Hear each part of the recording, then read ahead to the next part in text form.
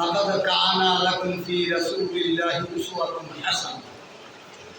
وقال سبحانه وتعالى في آية أخرى وإنك لعلى خلق عظيم. قال رسول الله صلى الله عليه وسلم كل أمة يدخلون الجنة إلا من أبى. قيل ومن أبى؟ قال من أطاعني دخل الجنة ومن عصاني فقد أبى. أو كما قال عليه الصلاة والسلام من أحب سنتي فقد أحبني ومن أحبني كان معي في الجنة. أو كما قال عليه الصلاة والسلام. সবাই দুরূদ শরীফ পড়ি। اللهم صل على محمد وعلى آل محمد كما صليت على إبراهيم وعلى آل إبراهيم إنك حميد مجيد. اللهم بارك على محمد وعلى آل محمد كما باركت على إبراهيم وعلى آل إبراهيم إنك حميد مجيد. الحمد لله. ইসলামী পাঠাগার ও দাওয়াতুল হকের উদ্যোগে 3 দিন ব্যাপী সিরাত অনুষ্ঠানে আজকে শেষ দিন সমাপনী দিবসে আজকে আমরা উপস্থিত হতে পেরেছি। এই 3 দিন যাবৎ দেশ বরেণ্য উলামায়ে কেরাম কোরআন হাদিসের আলোকে রাসূলের সিরাত সম্পর্কে, রাসূলের মিলাদ সম্পর্কে অনেক আলোচনা করেছেন। আল্লাহ তাবারক ওয়া তাআলা এই সমস্ত আলোচনার মধ্যে গুরুত্ব দিকে মার্জনা করে এই হক কথাগুলির উপরে আমাদের সকলকে আমল করার তৌফিক দান করুন। আল্লাহ তাআলার কাছে শুকরিয়া আদায় করি যে আল্লাহ তাআলা রব্বুল আলামিন এই রবিউল আউয়াল মাসের মধ্যে রাসূলের জীবনী সম্পর্কে, সিরাত সম্পর্কে আমরা ইসলামী পাঠাগার দাওয়াতুল হকের পক্ষ থেকে সার্বিকভাবে আপনারা সহযোগিতা করার কারণে এই 3 দিন ব্যাপী এই সিরাত মাহফিল উপহার দেওয়া সহজ হয়েছে। এটা আল্লাহ তাআলার কাছে দোয়া করি যে আল্লাহ তাআলা রব্বুল আলামিন প্রতি বছর যাতে আমরা দাওয়াতুল হকের পক্ষ থেকে এই সিরাত মাহফিলটা আমরা করতে পারি, আল্লাহ তাআলা কবুল করবেন। আমিন। আমাদের শুধু এই সিরাত অনুষ্ঠান নয়, আমাদের এইখানে আলহামদুলিল্লাহ যা মাওলানা শরীফুল ইসলাম আনসারী সাহেব যে কথাগুলো বলেছেন, রাসূল যে 4টা মিশন নিয়ে কাজ করছেন, এই দাওয়াতুল হকের মধ্যে থেকে এই 4টা মিশনের কাজ আমাদের চলছে আলহামদুলিল্লাহ। এই জন্য এইখানে যারা কোরআন শরীফ পড়তে জানেন না, আমাদের এখানে কোরআন শরীফ পড়ার সুব্যবস্থা আছে। আপনারা শনিবার, রবিবার, সোমবার এই 3টা দিন মাগরিবের পর থেকে এশার পর্যন্ত এখানে শেখার ব্যবস্থা আছে, আপনারা শিখবেন। তারপরে প্রতি বুধবার দিন ইসলাহি মাহফিল হয়, জিকির আজকার করে দোয়া করা হয়। শুক্রবার দিন তালিমুল মাসাইল এবং জিকির আজকার করা হয়, দোয়া করা হয়।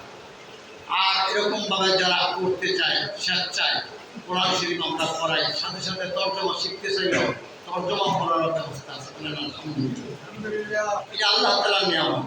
শুধু তাই নয়, মাসে একবার প্রতি ইংরাজি মাসের শেষের বুধবার আমরা এখানে ইসলাহি মাহফিলের আয়োজন করে থাকি। আলহামদুলিল্লাহ, অনেক ওলামায়ে কেরাম আসতেছেন। দিন দিন কাউকে ফোন করতে হয় না, এমনি ওলামায়ে কেরাম আসতেছেন, বহু ওলামায়ে কেরাম আসছেন। আল্লাহ তাআলা তাদেরকে আসা যাওয়া এবং তাদের মেহনতকে আল্লাহ তাআলা কবুল করবেন। তারপরে আমরা বাৎসরিক যেটা রাওনার আদর্শ উচ্চ বিদ্যালয় মাঠের মধ্যে যে 7 দিন ধরে সম্মেলন হয়, সেটা অব্যাহত আছে। আজকে 26 বছর ধরে চলছে। আলহামদুলিল্লাহ। এই 2024 সালের আমাদের সামনে ডিসেম্বরের 15 তারিখ থেকে 21শে ডিসেম্বর পর্যন্ত আমাদের 7 দিন ধরে সম্মেলন চলবে। দেশ বরেণ্য ওলামায়ে কেরাম এইবার আমরা দাওয়াত দিতে সক্ষম হয়েছি। বহুত বড় বড় আলেম আসবেন, মন খুলে প্রাণ খুলে আপনারা ওয়াজ শুনতে পারবেন এবং যিনিরা আলোচনা করবেন, বক্তা ওয়াইজের কেরাম, যাদেরকে অন্যান্য বছর এই কাপাসিয়াতে বয়ান করতে দেওয়া হয় নাই, আসতে দেওয়া হয় নাই, মাহফিল করতে দেওয়া হয় নাই, কিন্তু আল্লাহর ফজলে এমন আল্লাহ তাআলা এমন একটা সুযোগ করে দিয়েছেন যে বাংলার জমিনের মধ্যে এখন এই জমিনটা উর্বর হয়ে গেছে। এখন ওলামায়ে কেরামের বাক শক্তি রুদ্ধ করার ক্ষমতা কারণ নাই। এখন ওলামায়ে কেরাম প্রাণ খুলে কোরআন হাদিসের কথাগুলো বলবে। এই বছর অনেক বড় বড় ওলামায়ে কেরামকে দাওয়াত করা হয়েছে।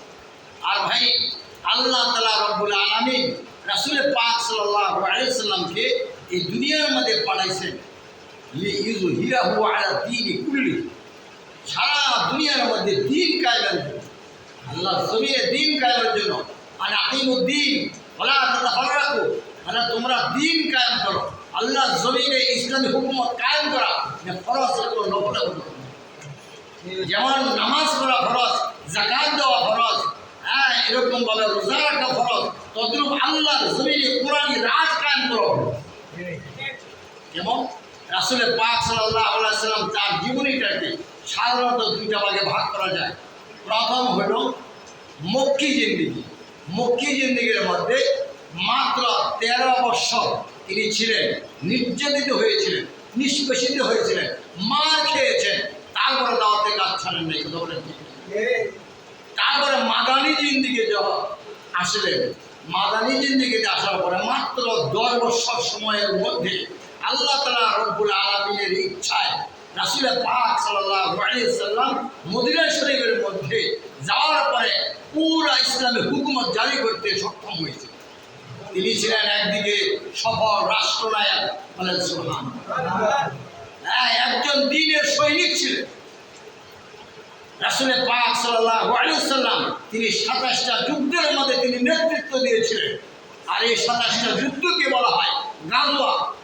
যে গাজওয়া মানে বড় যুদ্ধ।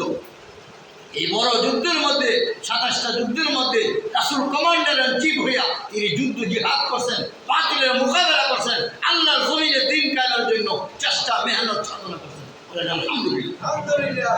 আর 46টা যুদ্ধের মধ্যে সাহাবায়ে কেরামদেরকে পাঠায় দিয়েছে। বলা যে এই যে পাঠায় দিয়েছে, এই যুদ্ধগুলো হলো ছোট যুদ্ধ। এরকে ইতিহাসে বলা হয় সারিয়া, ছোট যুদ্ধ। এই যুদ্ধ করেছেন, রাসূল জান্নাত শহীদ করেছেন।